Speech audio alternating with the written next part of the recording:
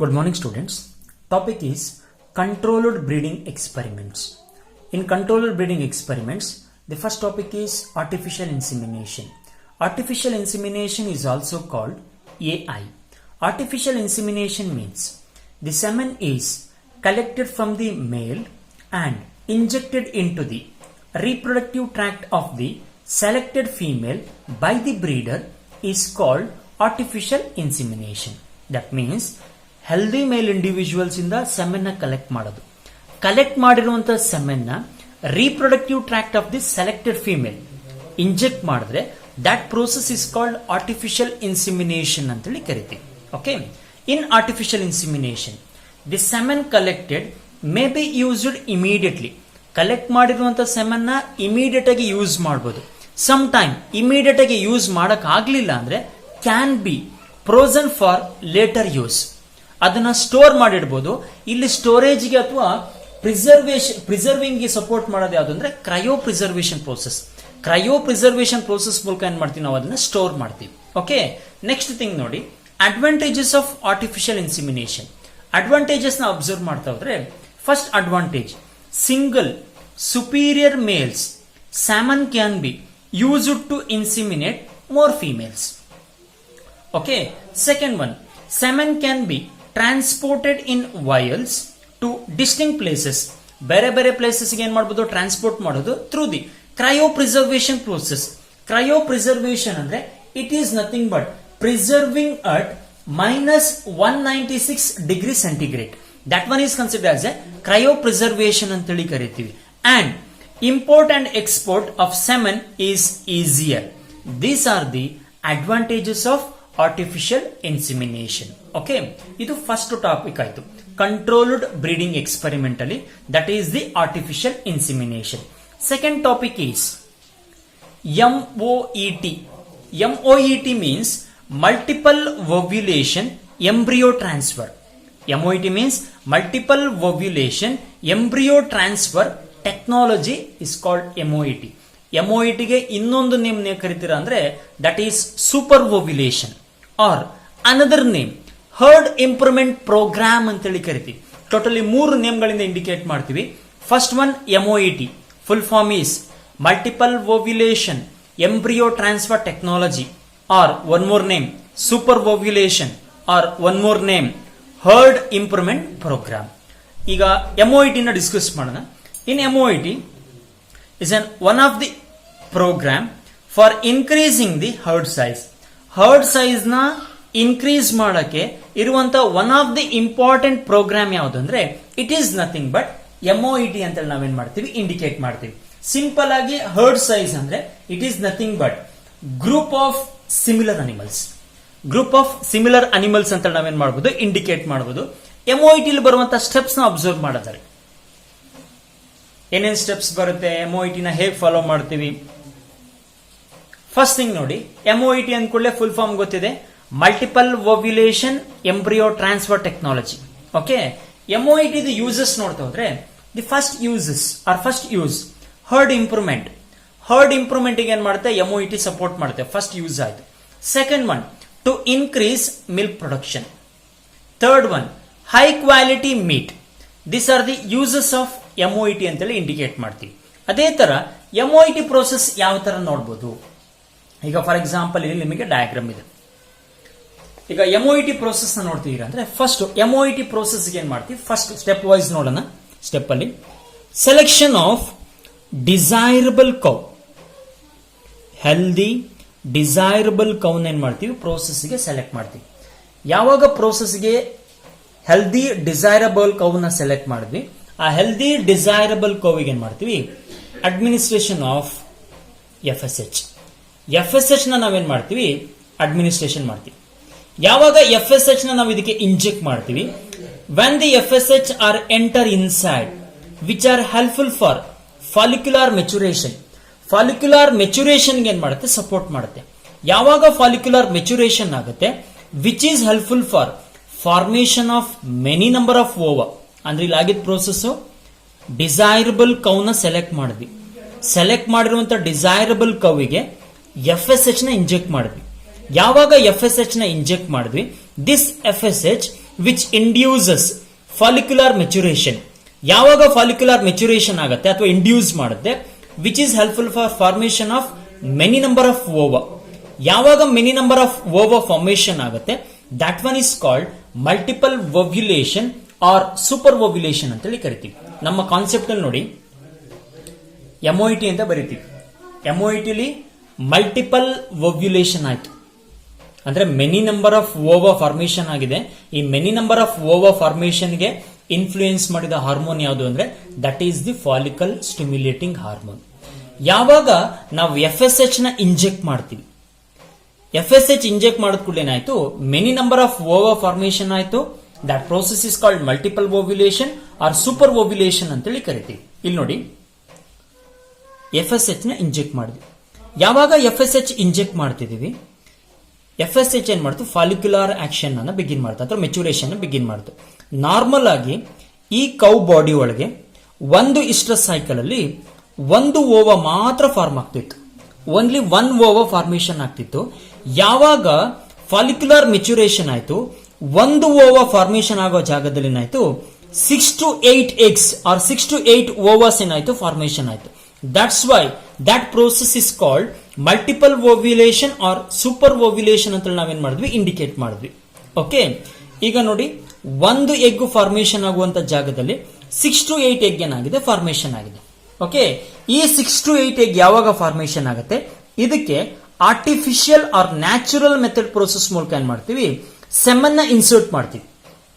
ಯಾವಾಗ ಸೆಮೆನ್ ಒಳಗಡೆ ಎಂಟರ್ ಆಗುತ್ತೆ ಅಂದ್ರೆ ಫಿಮೇಲ್ ರಿಪ್ರೊಡಕ್ಟಿವ್ ಟ್ರ್ಯಾಕ್ ಒಳಗೆ ಎಂಟರ್ ಆಗುತ್ತೆ, that semen which fertilise the egg. Egg ಏನ್ ಮಾಡ್ತು, ಫರ್ಟಿಲೈಸ್ ಮಾಡ್ತು. ಯಾವಾಗ ಎಗ್ ಫರ್ಟಿಲೈಸ್ ಆಗುತ್ತೆ, ವಿಚ್ ಪ್ರೊಡ್ಯೂಸಸ್, ಏನ ಪ್ರೊಡ್ಯೂಸ್ ಮಾಡುತ್ತೆ ಅಂದ್ರೆ ಝೈಗೋಟ್ ನ ಪ್ರೊಡ್ಯೂಸ್ ಮಾಡುತ್ತೆ. ದ ಪ್ರೊಡ್ಯೂಸಸ್ ಝೈಗೋಟ್ ನ ಪ್ರೊಡ್ಯೂಸ್ ಮಾಡುತ್ತೆ. ಯಾವಾಗ ಝೈಗೋಟ್ ಫಾರ್ಮ್ ಆಗುತ್ತೆ, ಆ ಝೈಗೋಟ್ ಸುಮ್ಮನೆ ಇರಲ್ಲ. ದಟ್ ಝೈಗೋಟ್ ವಿಚ್ ಅಂಡರ್ಗೋ ಯಾವ ಪ್ರೋಸೆಸ್ ಅಂದ್ರೆ ಕ್ಲೀವೇಜ್. ಕ್ಲೀವೇಜ್ ಪ್ರೋಸೆಸ್ ಅಲ್ಲಿ ಏನಾಯ್ತು, ಪಾರ್ಟಿಸಿಪೇಟ್ ಆಯ್ತು. ಕ್ಲೀವೇಜ್ ಪ್ರೋಸೆಸ್ ಅಲ್ಲಿ participate ಆಗ್ತಂದ್ರೆ it is nothing but mitotic division. When they reaches to the 8 to 32 cellular stage. When they reaches to the 8 to 32 cellular stage ಗೆ reach ಆಗುತ್ತೆ, again immediately ಏನ್ ಮಾಡ್ತೀವಿ, recovery ಮಾಡ್ತೀವಿ.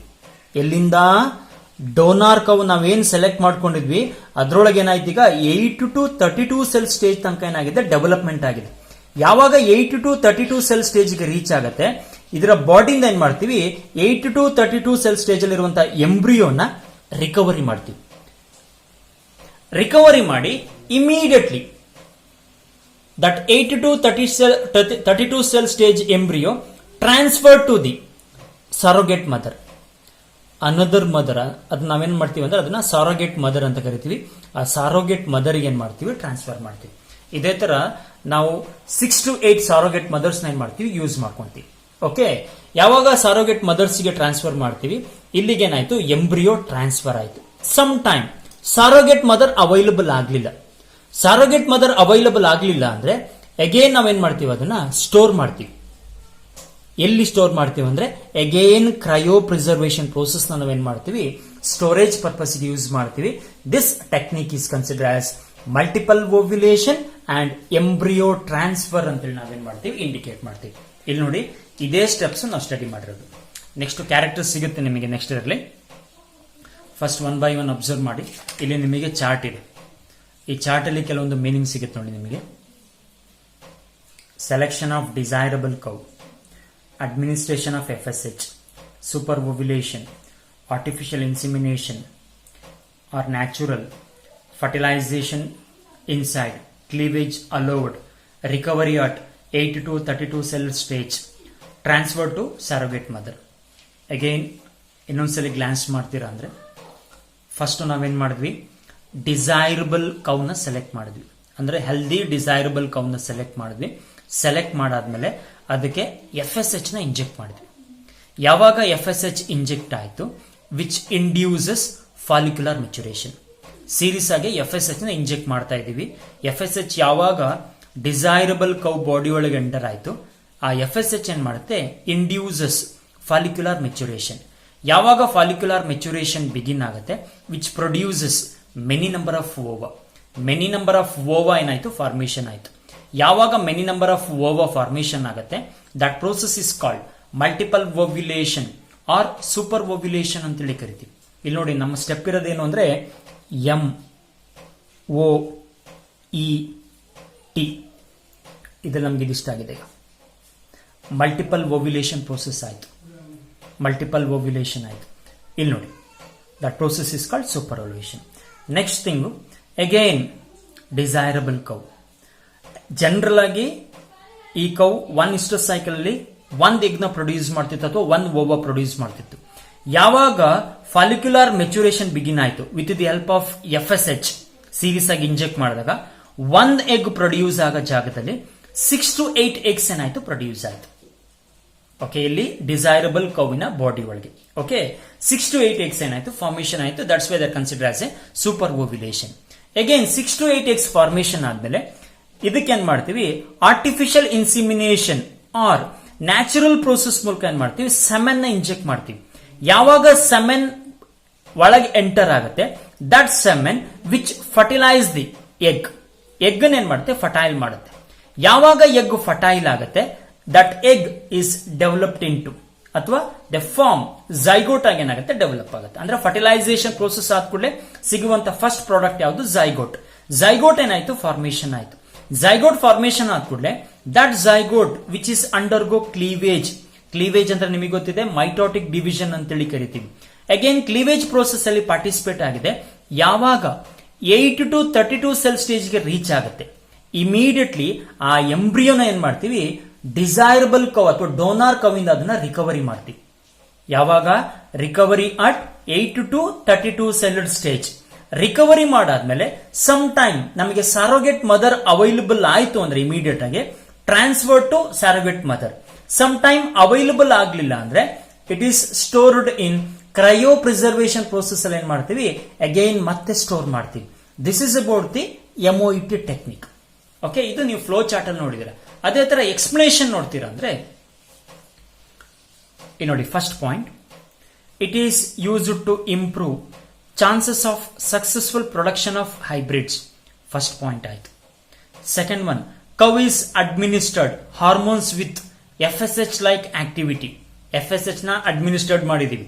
Induces follicular maturation ಅಂದ್ರೆ select ಮಾಡಿರುವಂತಹ cow body ಒಳಗೆ follicular maturation begin ಆಯ್ತು. And production of many number of ova is called multiple ovulation or super ovulation. Okay, next ನೋಡಿ, ಪ್ರೊಡಕ್ಷನ್ ಆಫ್ 6 to 8 eggs ಅಂದ್ರೆ superovulation ಆಗಿದೆ ಅಂದ್ರೆ 6 to 8 eggs formation ಆಗಿದೆ. Instead of 1 egg per estrus cycle. Per estrus cycle ಅಲ್ಲಿ ಒಂದೇ egg produce ಆಗ್ತಿತ್ತು. But ಇಲ್ಲಿ ಏನಾಗಿದೆ, 6 to 8 eggs ಏನಾಗಿದೆ, ಪ್ರೊಡ್ಯೂಸ್ ಆಗಿದೆ because of FSH administration. Next, the female is either mated with elite bull or artificial ಇನ್ಸಿಮಿನೇಟೆಡ್.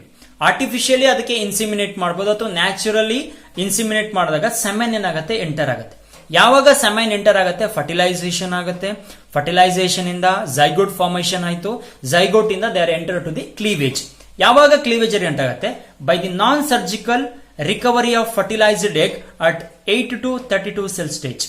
ಯಾವಾಗ 8 to 32 cell stage reach ಆಗುತ್ತೆ, non surgical methods ನ ಯೂಸ್ ಮಾಡಿ ಆ ಏನು ಫರ್ಟಿಲೈಸ್ಡ್ ಎಗ್ ಇದೆ ಅಥವಾ ಎಂಬ್ರಿಯೋ ಅದನ್ನ ಏನ್ ಮಾಡ್ತೀವಿ, ನಾವು ರಿಕವರಿ ಮಾಡ್ಕೊಳ್ತೀವಿ.